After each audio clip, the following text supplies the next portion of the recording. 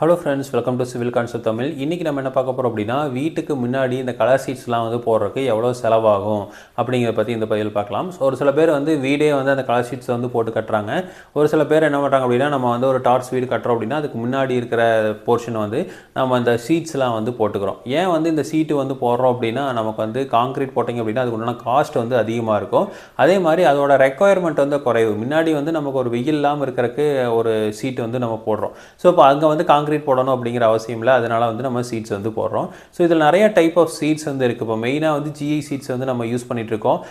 அதுலேயே வந்து அட்வான்ஸாக கால் வால்யூம் சீட்ஸ் அப்படிங்கிறதெல்லாம் வந்து வந்துருச்சு.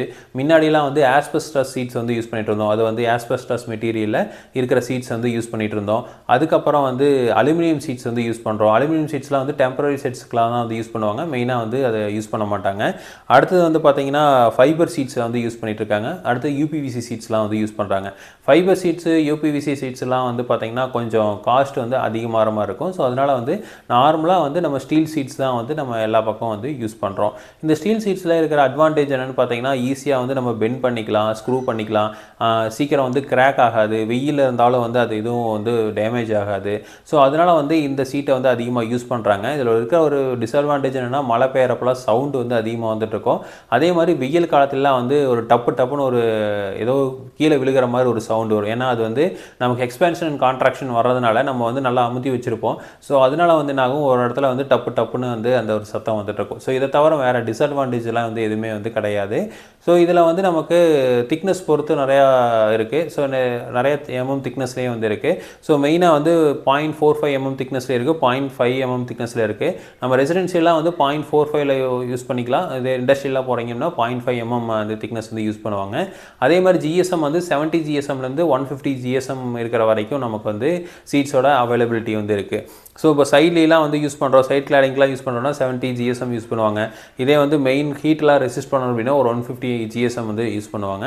ஸ்க்ரூவும் அதே மாதிரி அதுக்கேற்ற மாதிரி ஸ்க்ரூஸ் வந்து நம்ம யூஸ் பண்ணி உள்ளே வந்து போல்ட் வந்து பண்ணுற மாதிரி இருக்கும். ஸோ இதோட ரேட்டு தான் வந்து நமக்கு முக்கியமாக வந்து பார்க்கப்படுது.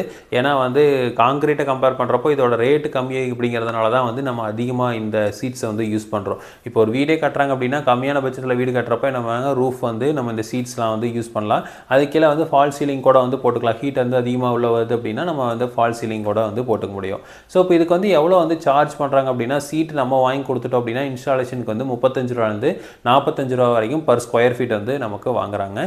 இதே வந்து ஃபுல் கான்ட்ராக்ட் மெட்டீரியலும் அவங்களே யூஸ் பண்ணிக்குவாங்க, எல்லாமே பண்ணிட்டாங்க அப்படின்னா நமக்கு வந்து ஒரு 150லேருந்து 160 வரைக்கும் டோட்டல் மெட்டீரியல் எல்லாமே வந்து லேபர் எல்லாமே சேர்த்து வந்து பண்ணுறாங்க. அப்போ ஒரு ஸ்கொயர் ஃபீட்டுக்கு 150 ரூபாலேருந்து 160 ரூபா வரைக்கும் சார்ஜ் பண்ணுறாங்க. இதில் வந்து நம்ம சிவில் ஒர்க்கு ஒரு சில ஒர்க்லாம் நம்ம பண்ணி கொடுத்துடணும். அதாவது என்னென்னா, இப்போ தூண் நிறுத்துறாங்க அப்படின்னா அந்த தூண் நிறுத்துறதுல ஒரு தூண் நிறுத்துவாங்க, இல்லை வந்து ஒரு வாழை குடஞ்சி உள்ளே வைக்கிறாங்க அப்படின்னா அதை வந்து அடைக்கிறது எல்லாமே வந்து சிவில் ஒர்க்கில் நம்ம வந்து பண்ணி கொடுத்துடணும். ஸோ சிவில் ஒர்க் அவங்க பண்ண முடியாது. மற்றபடி வந்து ஃபிக்ஸ் பண்ணுறது, வெல்டு வைக்கிறது, குழந்தை ஃபிக்ஸ் பண்ணி எல்லாம் பண்ணுறது எல்லாமே வந்து பண்ணிடுவாங்க. பெயிண்டிங் நம்ம வந்து பண்ணிக்கிற மாதிரி இருக்கும். அந்த சீட்ஸ்க்கு வந்து பெயிண்டிங் பண்ண வேண்டியதில்லை. நம்ம வந்து அந்த மெட்டீரியல் எல்லாமே வந்து அந்த ஃப்ரேமில் வைப்போம். அந்த ஃப்ரேமுக்கு மட்டும் வந்து பெயிண்டிங் வந்து பண்ணால் போதுமானது. அந்த பைப் வந்து வச்சுருப்போம். அந்த பைப்புக்கு மேலே இருக்கிற ஆங்கிளுக்கெல்லாம் வந்து பெயிண்டிங் வந்து நம்ம பண்ணிக்க வேண்டியதுதான். ஸோ இவ்வளோ தான் வந்து நம்ம அந்த சீட்ஸ் போடுறக்குண்டான செலவு. ஸோ ரொம்ப செலவு அதிகம் கிடையாது. பட் ஆனால் வந்து நம்ம சீட்ஸ் வந்து என்ன மாதிரி யூஸ் பண்ணுறோம் அப்படிங்கிறத பொறுத்து நமக்கு மாறும். கால் வால்யூம் சீட்ஸ்லாம் வந்து கொஞ்சம் ரேட் அதிகமாக இருக்கும். நார்மல் ஜிஐ சீட்ஸ் வந்து கம்மியாக இருக்கும். அலுமினியம் சீட்ஸ் இன்னவே குறைவாக இருக்கும். ஆஸ்பெஸ்டாஸ் சீட் வாங்கினீங்கனாலும் இன்னமும் வந்து ரேட் வந்து குறையும். ஸோ பட் ஆனால் வந்து மேக்ஸிமம் இப்போ ஆஸ்பெஸ்டாஸ் சீட்ஸ்லாம் யாரும் யூஸ் பண்ணுறதில்ல. மெயினாக வந்து இந்த ஸ்டீல் சீட்ஸ் தான் வந்து யூஸ் பண்ணுறாங்க. ஸோ இதே மாதிரி இன்ஃபர்மேஷன் உங்களுக்கு தொடர்ந்து வேணும் அப்படின்னு எங்கள் சேனல் சப்ஸ்கிரைப் பண்ணுங்கள். தேங்க்யூ.